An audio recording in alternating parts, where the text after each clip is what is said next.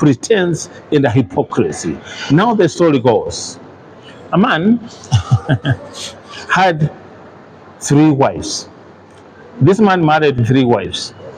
And to be precise, he one time called them and sat them down.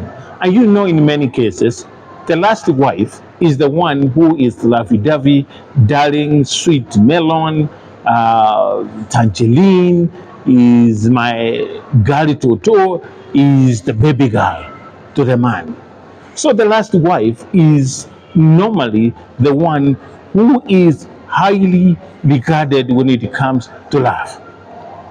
It's the lady who takes it all at home. Reason being, this man was not happy with the first wife and the second wife. He was, first of all, he was not happy with the first wife. Then he brought in the second wife. Then he was not happy with the second wife. Now he thought he would get happiness in marrying a third wife. So, the third wife is always, yogo, she's the princess. She's a vaccine to the man's heart. She is everything to the man. Now this man called his three wives and sat them down and told them he needs to tell them a little secret about his life. The guy wanted to tell his wives the little secret about his life.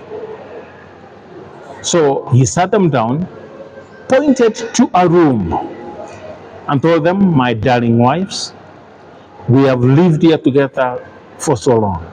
Now I need to tell you where my life is dependent on. He pointed to a room. There was a little caravan there. So he told them, you see that caravan there? That caravan is the one that holds my life. That caravan is the one that holds my life.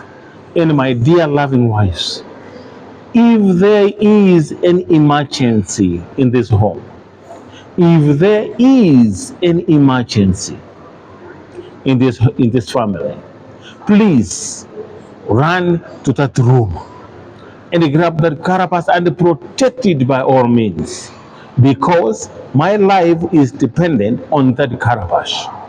The moment that carapace touches the ground, so is my life is gone. If that carapace touches the ground, then I'm dead. So please, I want you guys to protect that carapace by all means. If there is any locomotion, if there is any quarrel, if there is fire, if there is anything of any sort in this family, please run to that room and protect that carapace if you truly love me. But at the moment that carapace touches the ground, I'll be dead. So the three wives looked at that carapace and said, darling, so you mean we need to protect that carapace by all means? Before we even protect you or our belongings, we should protect the carapace. The first wife asked, and the man responded, yes, truly, my wives, if there is an emergency, forget everything else, everything that we own, but protect that carapace. Ladies and gentlemen, everything in this life needs to be tested and truly verified. Now, one day this guy provoked the last wife, who's a lovey-dovey, who's the angel of the man's heart, who is the tangerine, the tomato sauce, the salt of the man's heart, who is the sugar cane, the honey bar. Call them all those sweet names. This man provoked that last wife. Guess what, ladies and gentlemen? That woman, out of anger and frustration, she ran into that room. After remembering what the husband told them, she ran into that room and carried the calabash. She picked it up and held it high. ready to drop that calabash down so that the man can die. The man told them, the moment that calabash touches the ground, so is my life is gone. Now this woman, as she was holding that calabash, these other two wives ran to the woman. They knelt down, and the husband knelt down, begging the woman not to drop the calabash. This guy begged, literally begged the woman. The two wives pleaded with the woman. They begged her, and guess what? The two wives even promised the woman that if you don't drop the calabash down, we will leave our husband for you and you alone. These two women, the first and the second, knelt down, begging the woman, telling her that if she does not drop the calabash, they will leave their husband, to the woman alone to enjoy. And the husband said to the woman, kindly, my darling lady, my darling wife, I love you so very much. I'll give you everything that you want. And don't forget, the money that I have in my bank, all of it, I'll give it to you if you don't drop that calabash. After so much weeping and bleeding, to the third wife, to the last wife, who was the darling to the man, who was taking home all. After all the bleeding, after all the begging, the women begged the woman and the husband collectively. It took them time to plead with the woman.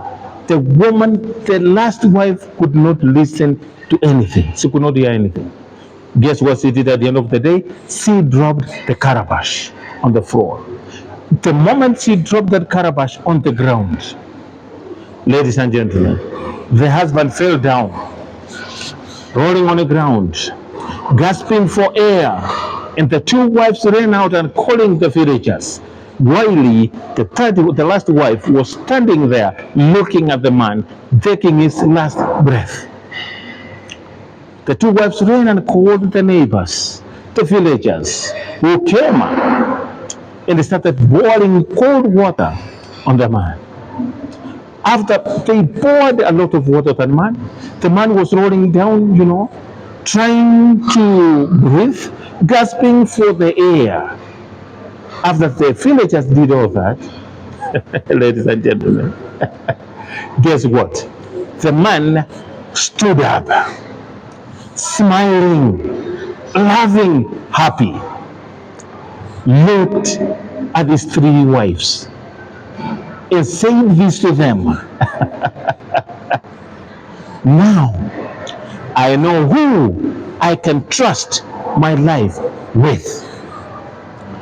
After all this, the man stood up smiling, laughing, jovial, and looked at his three wives and said, and now I know who I can trust my life with. Ladies and gentlemen, if you were in that man's shoe, which person or wife will you entrust your life with? After the man looked at the last wife and said, if truly my life was totally dependent on that calabash, you could have destroyed my life. So you could have killed me. Guess what the last woman said? The third wife looked at the husband smiling and said, darling, I was angry. This woman looked at the husband and said, my lovely husband, I was angry. Ladies and gentlemen, that anger, that there is no love to mitigate, it is very dangerous and very serious. And anger where there is no love to mitigate. It's a dangerous love and a very serious situation or predicament for any man to find himself in, or for any woman to find herself in. Let me ask you a question, ladies and gentlemen. Was the last wife genuinely in love with a man, or she was just angry? If you were in that man's shoe, will you trust that woman again and say she was angry? Ladies and gentlemen, that kind of anger, where there is no love to mitigate, is very dangerous, careless love, and serious, something that needs to be looked at in a very serious manner. I can imagine I was in that man's shoe. What could you have done? And I always tell people, ladies and gentlemen, I always tell people, don't fear the enemy who has declared daylight that they hate you, they don't like you. An enemy who attacks you right and left to center. Don't be afraid of that enemy. Fear fake friends. Fear fake people who hurt you, people who smile with you, people who dine with you. Those are the people that you need to fear. Fake friends, there's so many out there. This is the kind of life that we're living right now. There is a lot of fake friends. Everything needs to be tested fully. My brother, my sister, don't just trust people because they eat with you, you work together, they are friends, you do everything together, you eat together, or you do everything together, or they smile or hug you. Now, you need to test them. And I always tell people, let not the anger control you. You know, people have allowed feelings to control them. A lot of people have allowed feelings to take charge of their life. A lot of people respond and act according to their feelings, and they're forgetting that feelings are temporary. Don't make permanent decisions based on how you feel now, ladies and gentlemen. Now this guy was in a dilemma. He was trying to test his wives to see if they truly love him. Guess what? He provoked the woman he loves most. He provoked the woman he loved most. And it was intentional. When this guy married the third wife, he was not happy with the first wife and the second wife. And guess what? The two wives loved the man so much. The two first and second wife loved the man. They were even willing to go to any length and extent to save the life of their husband. While the woman the man loved most was the most dangerous person in his life. Imagine that's the person you sleep with. That is an enemy the guy has been dining with all through. Imagine this is the same thing that happened to Samson when he went to bed with Delilah, thinking that he was in love, thinking that Delilah was his sleep, thinking that Delilah was his chosen wife. And yet Delilah finished and destroyed Samson. Go read the Bible. Go read the Bible. Ladies and gentlemen, I don't know what's happening with people nowadays. You need to be very careful. Even your own family members could be your enemies. But they don't go out there saying that they're enemies.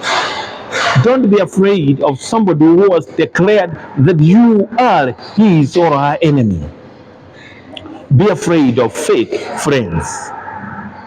Ladies and gentlemen, Joseph was sold by his brothers. They were not happy with him. And yet their brothers, they were not happy with them just because of a dream. Go read the Bible. These things are there. Cain killed his brother Abel out of jealousy. Ladies and gentlemen, are there people you call friends in your life? Are there people you call family in your life? Are there people you call lovers in your life? Are they truly lovers? Are they truly lovers? You need to do more than it meets the eye. I've seen a lot of men out there. They are destroying their families in the context that they have found Jesus, or they have found a woman who is an angel. I have seen women destroying their marriages in a context that they have met the angel who will change their lives. Ladies and gentlemen, before you destroy your relationship that you are in, you need to dig deeper and then ask yourself a question. Is this person that I'm willing to give up everything for ready to give up everything on my behalf? You need to ask yourself some tough questions. You know, I met a woman who told me a story recently that she met a guy who told her, how can a man abandon and divorce such a beautiful woman like you?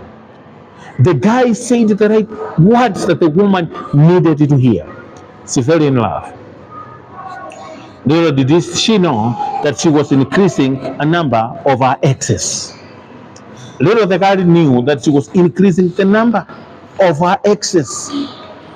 Or she was increasing her body count because the guy was a joker. That was a guy who wanted to finish the guy completely by saying the right words. Ladies and gentlemen, not everything that glitters is gold. Not everything that looks good is good for your life. Now let me tell you, let me finish by saying this. In this life that we're living in, this man looked at his wife and said this. Now I know who I can trust my life with. And he said, in life, you know who you love. These are what the words the man said. In this life that we're living in now, you know who you love, but you don't know who loves you. Believe me, my brother, my sister.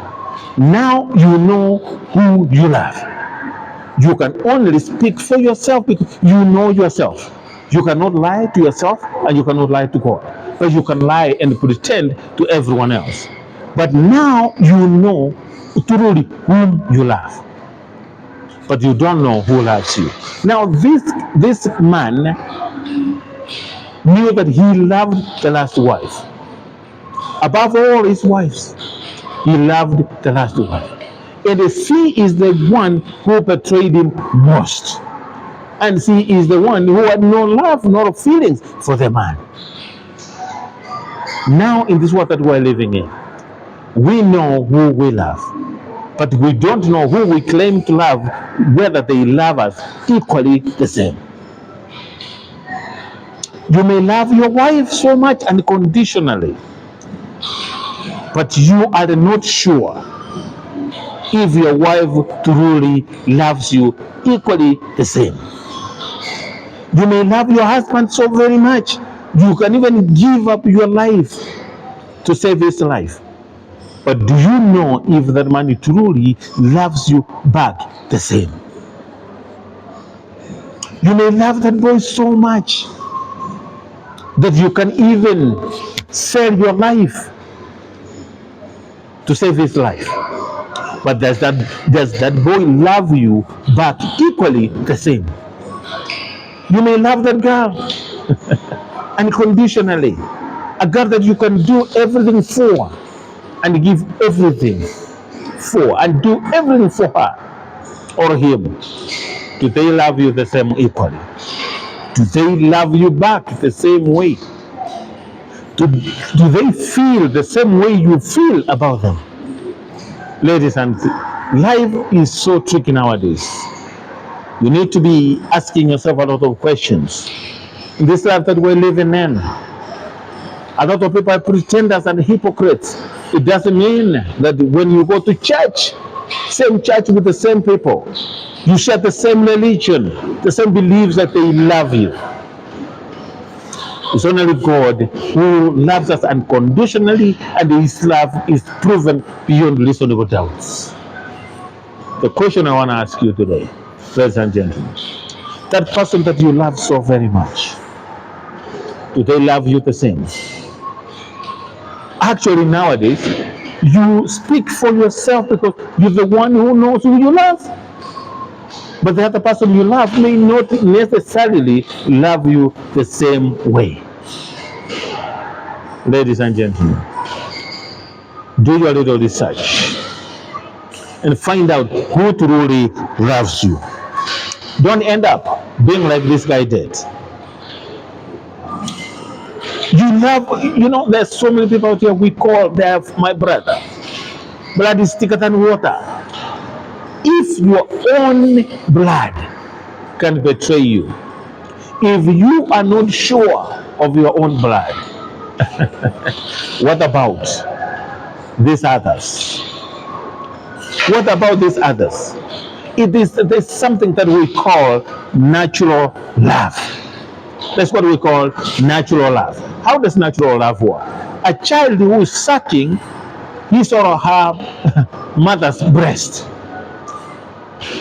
cannot say, I don't love my mother. How can a child say, I don't love my mother, yet you're sucking your mother's breast? So whose breast will you suck? So it is natural for a child to say, I love my mother, just because this child needs the mother to suck the breast. If a father is paying school fees, clothing, paying rent for his children when they are growing, when they are under his roof, it is natural for the children to say, we love you, daddy, oh daddy, you're the best, oh, because they need something from you. You are the one doing everything for them. So it is natural love for the children to say, we love our parents. If you are paying school fees for a child who is not even your own, that child will sing praises for you and say, you are truly a father I never had. Wait until that child grows up and becomes independent, gets a job, starts earning. The child moves to the city and they are flying high. My brother, my sister, they will never even call you on your birthdays to wish you happy birthday. They will never even call you on your special days to see how you're doing. Unless you meet in a city, coincidentally, they will say, you are a good man. How are you? Good man, how are you? And that's it. They will not call you. They will not care. That was natural love. However, even your children nowadays, when they grow up, they are dependent on you entirely. They can shower you with the praises. I'm not speaking of all the children, but they are a few. When they grow up and they're flying high and they're married or they marry, they will not even remember they had a father who was taking care of them, or they will not even remember they had a mother who sacrificed everything for them to be what they are today. They will be flying high in a city all over the world, but you will be in a village, my brother, my sister, struggling like you never gave birth. I met a parent recently. I was talking to him. The guy told me, Sam, I did a wrong investment. Then I said, my brother, what do you mean? The guy is not my age, he's older than me. He told me I did a wrong investment. I said, what do you mean by wrong investment? The guy told me I invested in my children heavily, but they are not helping me now. They are overseas. I'm here with one. But the rest, Don't even call me. They don't even know if I survive or not. They don't care.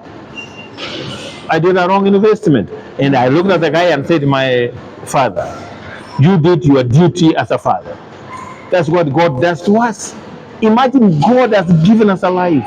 He protects us daily and guides us daily and works with us daily. But what we do, we disappoint our God every day. So I told the guy, you're not alone. Imagine we do this to God every day and still God loves us. I told him, love your children unconditionally and pray to God. It's only God who can change them and touch them in a special way. That's what happens in this life nowadays. And actually, if you pay someone's child's school fees, and they get a job tomorrow, don't be shocked. They look at you and say, nobody forced you to do it for us. You did it willingly. So why are you forcing us to help you? Giving is a gift. Giving is not for everyone. There are people who want to be helped. And there are some people who love their money so much that they cannot help anyone. And yet for them to get where they are, they were assisted or helped by someone. Giving is a gift. Gift is a sacrifice. Giving is a sacrifice. Giving is not for everyone.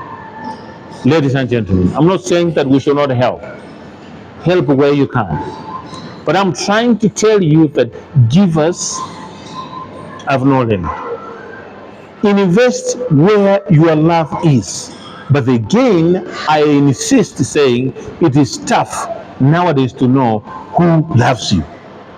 But we know who we love. Truly, we know who we love. Just like the man did. We know who we truly love. But we don't know if this person we love loves us equally the same. Ladies and gentlemen, the life that we're living in, it's good to be cautious, careful. I'm telling you to be careful. And I'm not telling you not to help. Help as much as you can. But help cautiously. Love is tricky. People will shower you with praises of love. And you will be mistaken thinking that they truly love you. And yet they don't. They love you simply because of what they are getting from you. And once that is over, they're done with you equally. The people that you call lovers in your life, the people that you cherish, the people that you give everything in your life, do they love you? And I know for sure if that wife loved the husband, she could have not dropped the calabash. After all, love wins. You can do a lot of wrong things to people, and still those people will love you, will even lay their life down just for you. Just like this man, the two wives, he never had anything to do with them, but they truly loved him. No matter how much wrong he did to them, they didn't put that into consideration. They loved him as the husband. They had what we call unconditional love. And yet, the woman the man loved most was the most dangerous person to that man's life. Ladies and gentlemen, let me leave it at that. Let me leave it at that. I need you to evaluate your life. The people that